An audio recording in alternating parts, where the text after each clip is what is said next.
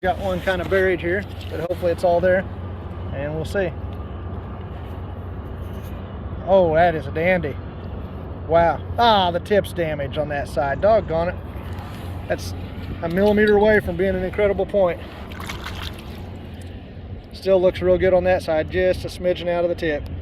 An Adena. It's like a nice little biface. Nice little blade. Not great. Let's hope. Okay, I've just hit this with my stick so I can tell it's worked. I have no idea what in the heck it is or if it's whole, but I can tell it's a point. You can see where I've hit it. Let's pick it up. The tip's gone. That's the theme of the day. That would have been a nice one, but no tip. This actually looks like a classic hardened barb, which is really rare around here. You can see how it's got that barb, and it's just real heavily ground around the base. It's got a bevel. I've never found a hardened in this part of the state. They're usually over closer to Illinois, but all right, looks like I got one out of some kind of a pinkish speckled shirt here. I don't know what the heck it is. Yep, just a whole little stem point. Kind of crude, but it's the first whole, perfectly whole one I found today. I found a lot of heartbreakers. All right, I got something peeking out of the ground here, out of Wyandotte shirt. Let's hope it's something nice. Oh, that base is gone. Would have been nice.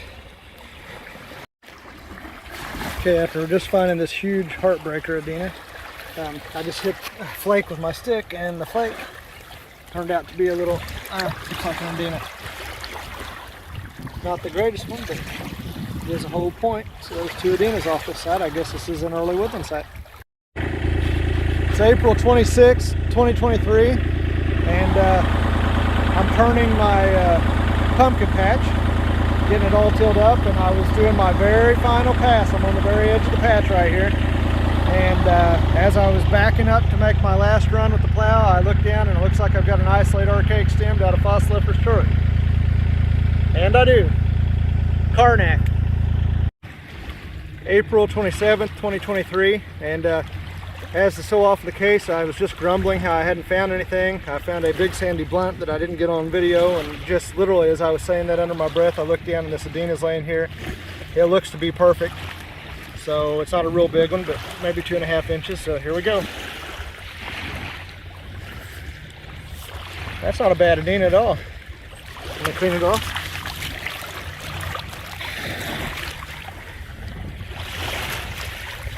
Not the best made Adena, but certainly not bad. It's nice and thin. That's what got me. It's thinner than I thought it would be, and no damage to it. Out of hornstone or Wyandotte shirt, kind of banded. You see the banding in there, so that's made my day a whole lot better. Something worked here. Looks like a little, almost like a little elliptical arrow point or something. I was just about to turn around and haven't seen any flakes or anything, and looky there. I hope it's something nice.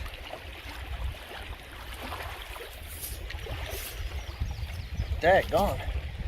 That's probably the biggest Madison, if that's what it is, I've ever found. Either that or it's like a preform for another point. That's a monster. Beautiful heat treated, some kind of shirt. Nice find. This is why you don't ever give up. I'm in a place where we usually don't find anything, and I was just about to turn around and I found this really nice piece like 30 seconds ago. Walked a little further and I've got my stick right here. I've already dislodged something. I can tell it's worked, so let's hope this is a nice one too. There it is. I flipped out my stick accidentally. Looks like a decent little point. I'm gonna clean it off and see what I got.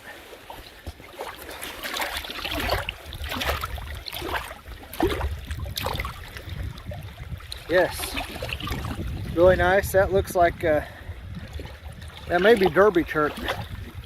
It's almost translucent and just a neat little point, and it's two of them out of a place we usually don't find anything. I hunted the good sites and found nothing. Was disgusted, and then I've just found these two where there's almost never anything, so you just never know. Don't know if it's a blunt or broke. Let's see, nice banded material. I do believe it's a blunt. No, I do believe it's broke. Doggone it. Oh well. Not a bad little sight. Well, my luck continues. Haven't found anything earth-shattering, but just a lot of nice, crisp whole little points. There's another one. Little white sucker. May 8th, 2023. Jacob's back home from college and we're walking this hilltop, and I've got a tip sticking out. Probably broke, but we'll see what I got here. Oh, that's a nice piece. Looks like Bryantsville chert. Something either late archaic or early woodland, but it's just a nicely made little point. It's May 10th, 2023. It's been a beautiful day. Probably 78 degrees, sunny, not much wind, but it's been a horrible hunting day. My boys, and both of them and I, have hunted all day long and not found anything until just now. I don't know if it's gonna be holding. I was up here in these weeds and looking, and got a little piece made out of Wyandotte chert there. Let's hope this thing's here. It looks like the tip might be damaged. Let's see what I got. No, it's all there. It looks like a nice little corner notched Wyandotte chert. It's been a hard 12 hours of walking, and just paid off in a really obscure place where you wouldn't think there'd be much of anything.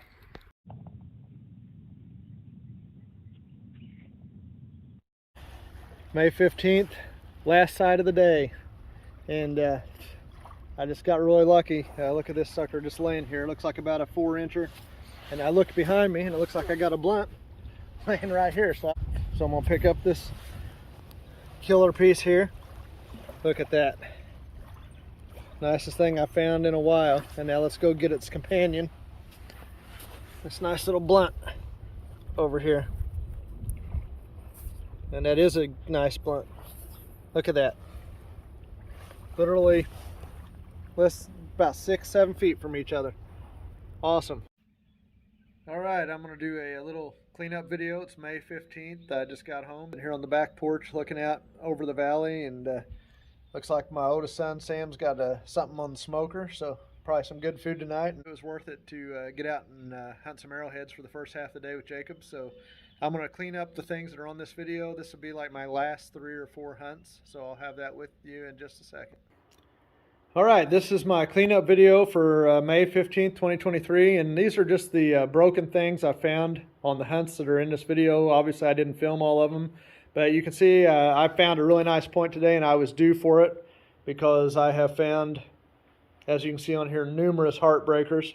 And so I'm going to look at the stuff I found the last few hunts that I did film. I got these 2 points, these 3 points a couple hunts ago. This is kind of like a middle woodland piece. This is a big, long, triangular thing out of fossiliferous chert. These two were found about 5 feet away from each other. I've got these 3 Adenas that I found recently. These were, this one would have been a killer, but it's got just one little nick off the tip. It's got the bullseye in it from the hornstone. But those 2 are nice Adenas. I also found this Adena right next to that smallest one, so that was a good Adena site. Found Heartbreaker Sniders or 2. I've got some more broken Adenas. Another nice broken Adena. So I've just been finding stuff all the way across the gamut of different points. This was the last hunt we did last week. I found this nice little corner notch. That was a nice whole point. This was a food plot hunt. This is a stem point out of Bryantsville chert that I found. I think it was last week. And then today's hunt, I got this nice blunt, stem blunt out of Wyandotte chert. I got this big broken Adena, and it's actually made on a flake. Look at that. It's not even, I would say it's unifacial, but it's just kind of worked on the edge. It's not even hardly worked across either face, but it would have been a whopper. Jacob got this really nice blunt. It's heavily ground on the base out of Muldraw chert. Really pretty. I got this tip off of something incredible. Don't know what the point would have been, but it was a whopper today. Today Jacob also got this beautiful knife, but it's just damaged slightly on the base. Jacob got this little point today, but it's been heat fractured on this side. I got this tool, it's kind of blunted off there. It's like a blade that's blunted off and used as a scraper. Got a nice serrated point tip. I got a nice low flared base with the tip missing. And then I found this really nice blunt, and within 6 feet of it I found this killer point I'm not sure what this is. It could be Benton related, or it might just be a late archaic stem piece or something, but as you can see, it was just laying there on the ground. It was a great find. I was due for something like this, I think, when you look at all the broken stuff I found in the past month. And so I finally got a killer piece today. But as you can see, I've had some pretty good hunts here lately, but most of my stuff's been broken. But these are the things I found. But it's just so intriguing, though. When you find a piece like this, and you hear it over and over, but it's like traveling back in time. You're holding something and looking at the exact thing that somebody held thousands of years ago, and there's no way to describe that. And the questions that it makes you think, as an archaeologist or scientist, you think about questions like, when was this created? How did the people live? How did they make their living? What were they doing for food? What kind of trade networks did they have? What kind of language did they speak? Who were they descended from? Who is descended from them that's still alive today? And then on a more personal level, as a person who finds this, you think about the person. Who was a man, woman, or child that actually owned this thing several thousand years ago? What was their name? What did they look like? What did they like to do? Who were their friends? What was their family like? On and on. What would they think if they could see me holding this thing today, thousands of years later, that they made, and know that they're being thought about right now? I mean, there's just so many questions that come to mind every time you find something like this, and that's the intrigue of it, and that's what makes it so exciting. It's time travel. You think about time. I don't know if our linear version of time is really the right way of thinking about it. Jacob's getting ready to get his PhD in physics, so he could probably talk about this a lot more intelligently than I can. But I don't know that it's linear time. It's almost like time travel.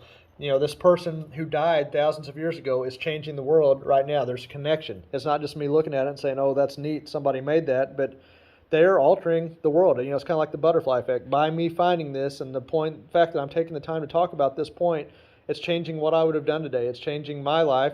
And I'll put this video up, and maybe 1,000, 2,000, 5,000 people might watch this video, and it has an impact on them. It might be a small impact, whereas they just watch it and they're like, oh, it's cool, he's talking about that, that's a neat point.